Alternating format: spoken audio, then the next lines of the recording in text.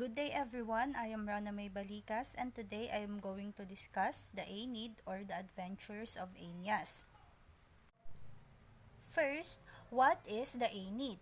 So the Aeneid is a Latin epic poem written by Virgil between 29 BC to 19 BC that tells the legendary story of Aeneas, a Trojan who traveled to Italy where he became the ancestor of the Romans.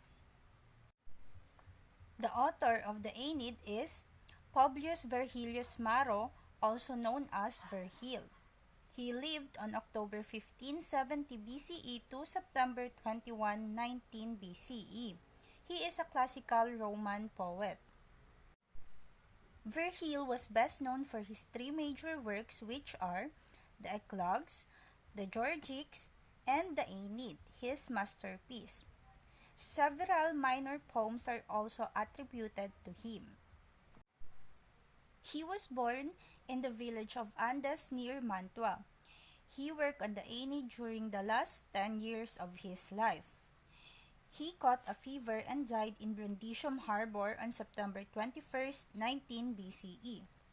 Augustus Caesar ordered the publication of Aeneid despite his wish to have it burned. So Augustus Caesar was the first emperor of the ancient Rome. He came to power after the assassination of Julius Caesar. Now, let us proceed to the Aeneid and its background. Aeneid was written to uplift the Roman faith in the greatness of Rome. Augustus Caesar made the epic as an awareness campaign to institute a new era of prosperity and peace, specifically through the reintroduction of traditional Roman moral values. So the Aeneid depicts the heroic Aeneas as a man devoted and loyal to his country and its prominence, rather than personal gains, and going off on a journey for the betterment of Rome. It attempted to legitimize the rule of Julius Caesar as part of the prophecy given to Aeneas in the underworld. So, Julius Caesar was a Roman general and statesman who played a critical role in the events that led to the demise of Roman Republic and the rise of the Roman Empire. Next is the Aeneid and its writing style. So the Aeneid has 12 books. The first 6 books patterned after Odyssey, and the second 6 books patterned after Iliad. The Aeneid is written in dactylic hexameter, or more commonly known as heroic hexameter. So when we say dactyl in Greek, means finger which has 1 long and 2 short nods. And when we say hexameter, it is a poetic line with 6 feet. As with other classical Latin poetry, the meter is based on the length of syllables rather than the stress, though the interplay of meter and stress is also important. Virgil also incorporated such poetic devices as alliteration, onomatopoeia, synecdoche, and assonance. Let us now move to the main characters of Aeneid. We go first with the mortals. So first, Aeneas, the protagonist of the Aeneid. Aeneas is a survivor of the siege of Troy. Dido, the queen of Carthage, a city in northern Africa in what is now Libya. She is also the lover of Aeneas. Turnus, the ruler of the Rutulians in Italy and Aeneas' major antagonist among mortals. Next is Ascanius, Aeneas' young son by his first wife Creusa. Anchises, Aeneas' father and the symbol of Aeneas' Trojan's heritage. Creusa, Aeneas' wife at Troy and the mother of Ascanius. Sinon, the young Greek spy who pretends to have been left behind at the end of the Trojan War. Latinus, the king of the Latins, the people of what is now central Italy around the Tiber River. Lavinia, Latinus' daughter and a symbol of Latium in general. Amata, queen of Laurentum, a region of Latium in Italy, and wife of Latinus. Evander, king of Pallantium, which is a region of Arcadia in Italy. He is also the father of Pallas. Pallas, son of Evander, whom Evander entrusts to Aeneas' care and tutelage. Drances, a Latin leader who desires an end to the Trojan-Latin struggle. Camilla, the leader of the Volscians, a race of warrior maidens. Juturna, Turnus' sister. Achates, a Trojan and a personal friend of Aeneas. Ulysses, Latin name of Odysseus, the hero of Homer's Odyssey. Achilles, the greatest of the Greek warriors. Hector, the greatest of the Trojan warriors killed at Troy. Andromache, Hector's wife who survives the siege of Troy. Next is the gods and goddesses or the deities. First is Juno or Hera in Greek, the queen of the gods, the wife and sister of Jupiter. Venus or Aphrodite in Greek, the goddess of love and the mother of Aeneas. Jupiter, also known as Jove, and Zeus in Greek, the king of the gods and the son of Saturn. Neptune or Poseidon in Greek, god of the sea. He is generally an ally of Venus and Aeneas. Mercury or Hermes in Greek, the messenger god. The other gods often send Mercury on errands. Aeolus, the god of the winds. Cupid or Eros in Greek, a son of Venus and the god of erotic desire. Alecto, one of the Furies or deities who avenge sins, sent by Juno to incite the Latin people to war against the Trojans. Vulcan or Hephaestus in Greek, god of fire and the forge, and the husband of Venus.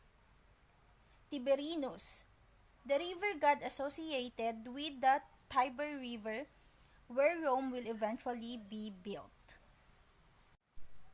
Saturn or Cronus in Greek, the father of the gods. Saturn was king of Olympus until his son Jupiter overthrew him. Minerva or Athena in Greek mythology, the goddess who protects the Greek during the Trojan War and helps them conquer Troy. Apollo, a son of Jupiter, god of truth, prophecy, and archery. Diana or Artemis in Greek, Apollo's twin sister. She is the goddess of hunting, moon, and youth. Penates, the Trojan and Roman household gods or gods of the state. Lares, small ancestral gods brought by Anchises from Troy. Iris, the messenger goddess of Jupiter. Mars or Ares in Greek, the god of war. Let us now proceed to the settings of the Aeneid. So Virgil begins his story in the years following the final sack of Troy. The places where the Aeneid happens are Carthage, Sicily, Italy, and the underworld. The Aeneid has 12 books. Here are now the summary of each book. First, the book 1. Aeneas, a prince of Troy, is struggling to find his ancestral homeland, but Juno opposes him. Juno arranges for a storm to drive him toward North Africa and Carthage.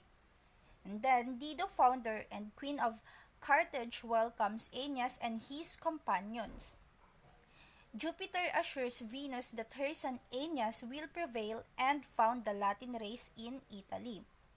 Venus sends Cupid to poison Dido with love for Aeneas so she will not harm him.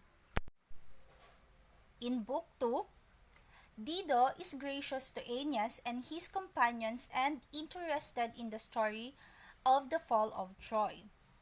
And then Aeneas tells her how the Greeks created the deception of the Trojan horse. Aeneas relates the final battle and his furious fighting until his mother Venus instructed him to leave Troy with his father Anchises and his son Ascanius and the household gods of his family and of Troy. While fleeing Troy, Creusa, Aeneas' wife, was parted from them and killed. Next, in Book 3, Aeneas narrates their journey to establish New Troy. First, they went to Thrace and met the soul of Polydorus. They went to Delos Island and learned a prophecy. Then they went to Crete, then to Estrophade, then to Actium, followed by Butrotum to the underworld, to the Cyclop Islands, and how they were swept to Carthage by a storm concocted by Juno. Now, in Book 4, incited by Cupid, Dido fell madly in love with Aeneas. The two became attached and enjoyed each other's company. Jupiter sent Hermes to chide Aeneas of his duty and abides. Dido prevents Aeneas but eventually gives in. She watches Aeneas sail away and kills herself by jumping on a funeral pyre. So in Book 5, Aeneas goes back to Sicily where he arranged memorial games for Anchises. Aeneas displays his skill as a leader, carrying out rituals, presiding at the games, encouraging his men, restraining anger, and preventing injuries. Juno sends her messenger Iris to inflame the Trojan woman with fury, encouraging them to burn the Trojan ships so they will not have to travel any further. And in Book 6, the Cumaean Sibyl leads Aeneas into the underworld. Aeneas meets the shade of Dido and her husband. He met his father Anchises in Elysium. He met his future descendants over 12 centuries, culminating in Augustus Caesar. So that is the first 6 books, which is patterned after Odyssey. Let us now proceed to the second 6 books, which is patterned after Iliad. So in Book 7, Aeneas finally arrives in Latium, welcomed by King Latinus. Turnus, king of the Rutulians, wants to marry Lavinia.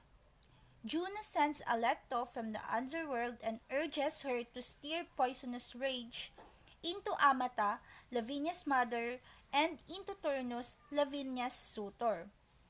Ascanius shoots a pet deer belonging to Sylvia, a local peasant girl. Next, in Book 8, Aeneas travels to the king of the Arcadians, Evander, seeking alliance. Evander welcomes him, introduces him to the ancient rural piety of the region, and offers Aeneas troops led by his own son Pallas. Venus persuades her husband Vulcan to make new armor for Aeneas. The shield portrays critical moments when Rome was saved. At the center of the shield is the Battle of Actium. So in Book 9, the battle goes on a Trojan camp. Nisus and Euryalus foray into the sleeping enemy camp and slaughter many before being killed themselves. Ascanius gets his first real taste of battle and kills his first man, Numanus. Turnus gets into the Trojan stockade and rages furiously, slaughtering men. Trojans pursued him and he escaped. So in Book 10, Jupiter wants peace, but Juno and Venus are still bickering. Finally, Aeneas returns with numerous allies. Turnus and Aeneas both rage in battle. Pallas fights bravely but is finally killed by Turnus.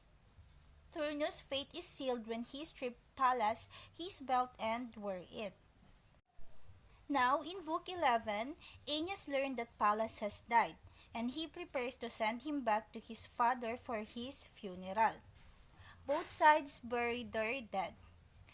King Latinus wants to make peace and share his land and rule with the Trojans.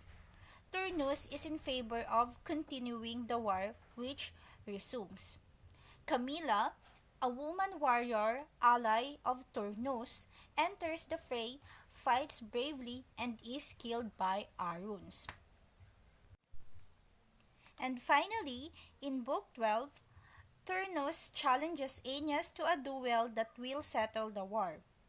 Juturna, Turnus' sister, helps him fight Aeneas. Queen Amata hangs herself. Turnus tells his sister to stop interfering because fate has won, and he wants to fight Aeneas honorably before he dies. So Turnus and Aeneas begin to duel, and Jupiter holds up his scale to confirm their fates. Turnus' sword breaks, he panics and runs away. Aeneas is still pursuing. However, gods are still interfering. Aeneas throws his spear, wounding Turnus. Turnus begs for his life, but Aeneas sees the belt of dead Pallas on Turnus and enraged, so he kills Turnus. And then Aeneas and Lavinia were married. Now let us proceed to the themes of the Aeneid. First, the primary of fate. The course of the epic merely postponed this unchangeable destiny. The power of fate stands above the power of the gods in the hierarchy of supernatural forces, associated with the will of Jupiter. The development of individual characters in the epic is apparent in the readiness and resistance with which they meet the directives of fate. Next is the sufferings of wanderers. Ancient culture stressed the idea that a homeland is one source of identity. Homelessness implies instability of both situation and identity. It is a form of suffering in and on itself. The long wanderings at sea of the Trojans serve as a metaphor for the kind of wandering that is characteristic of life in general. And lastly, the glory of Rome. Virgil wrote the Aeneid during the golden age of the Roman Empire under Rome's first emperor Augustus Caesar. Virgil's purpose was to write a myth of Rome's origin that would emphasize the grandeur and legitimize the success of an empire that had conquered most of the known world. So that would be all. Thank you so much for listening and God bless.